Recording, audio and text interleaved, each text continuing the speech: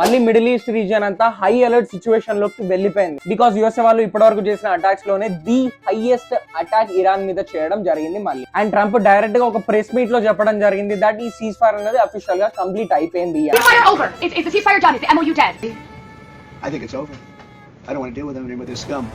So విషయం గురించి మాట్లాడుకుంటే ఈ అటాక్ అనేది 2 phases లో జరగడం జరిగింది. లైక్ నిన్న నైట్ ఒకటి అండ్ ఇవాళ మార్నింగ్ ఒకటి. అండ్ యుఎస్ఏ వాళ్ళు ఈ TLAM క్రూజ్ మిసైల్స్ తోని ఇరాన్ కి సంబంధించిన 80 మిలిటరీ లొకేషన్స్ మీద అటాక్ చేయడం జరిగింది. అండ్ ఆ ఇన్సిడెంట్ లో ఇరాన్ లో ఉన్న కొన్ని ఇన్ఫ్రాస్ట్రక్చర్స్ అన్ని డామేజ్ అయిపోయాయి. Like Bandar Abbas port and Qeshm island ఇలా కొన్ని. అండ్ దానికి ఇరాన్ వాళ్ళు రిటాలియేషన్ గా కువైత్ అండ్ బారింగ్ లో ఉన్న యుఎస్ మిలిటరీ బేసెస్ మీద అటాక్ ని స్టార్ట్ చేసేసారని చెప్పి రిపోర్ట్స్ వస్తున్నాయి with multiple kamikaze drones and ballistic missile. And ఈ సిచ్యువేషన్ లో యుఎస్ వాళ్ళు ఇలా అటాక్ చేస్తారని చెప్పి ఎవరు ఎక్స్పెక్ట్ చేయలేదు. బికాస్ ముందు MOU అని చెప్పి వాళ్ళు మెమోరాండమ్ ఆఫ్ అండర్స్టాండింగ్ రాసుకోవడం జరిగింది. అండ్ ఆల్సో ఇరాన్ లో అలీ తోబా ఖామెనీ చనిపోయిన ఫ్యూనరల్స్ కూడా జరుగుతున్నాయి. అండ్ ఈ అటాక్ కూడా ఫ్యూనరల్ అయిన 4th రోజు జరిగింది. సో మళ్ళీ middle east is on peak tensions and full scale war అయ్యే ఛాన్స్ కూడా ఉందని చెప్పి అందరు ప్రిడిక్ట్ చేస్తున్నారు. సో దీని గురించి మీరేమనుకుంటున్నారో కామెంట్ లో చెప్పండి. Until then follow my page, stay tune, stay safe and Jai Hind.